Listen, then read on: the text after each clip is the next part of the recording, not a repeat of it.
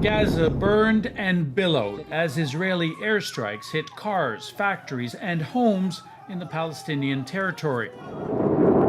In return, hundreds of rockets fired by Palestinian Hamas militants streaked out toward Israel. In a major escalation tonight, many were aimed at Tel Aviv, where residents scrambled for shelter. Earlier in Gaza, a 13-story residential tower teetered, then collapsed amid black smoke. Residents were warned to leave by text messages from Israel as the Israeli army said it was targeting Hamas offices in the complex.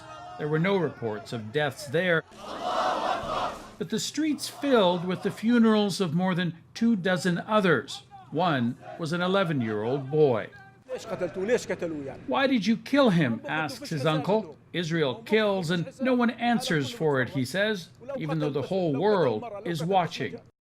Along the border with Gaza, Israel lined up its tanks, threatening an invasion. And in a meeting with military commanders, Israeli Prime Minister Benjamin Netanyahu was defiant. We are at the height of a campaign, he says. The might and frequency of our attacks will be increased. Hamas will be getting blows it didn't expect. Israelis were not expecting this escalation either. In the country's south, rockets from Gaza flew from dawn, some hitting houses and killing 3 women. We heard a boom and sirens. There was the smell of smoke, he says, as Israeli missiles intercepted rockets from Gaza overhead. A spokesman for Hamas in Beirut isn't making any promises about how long these will continue. He blames Israel for starting clashes in Jerusalem.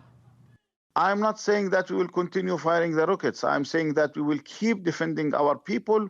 We'll do our best to protect our holy places, the mosques, the churches.